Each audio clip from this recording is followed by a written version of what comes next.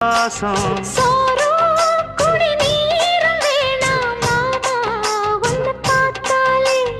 ஆறும்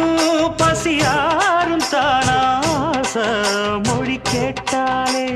ஒன்ன பிரிஞ்சிருக்க தன்னந்தனிச்சிருக்க அம்மம்மாடி அப்பப்படி என் மனசு ஒத்துக்காது செந்தூர பாண்டிக்கு ஒரு சோடி கிளி கூ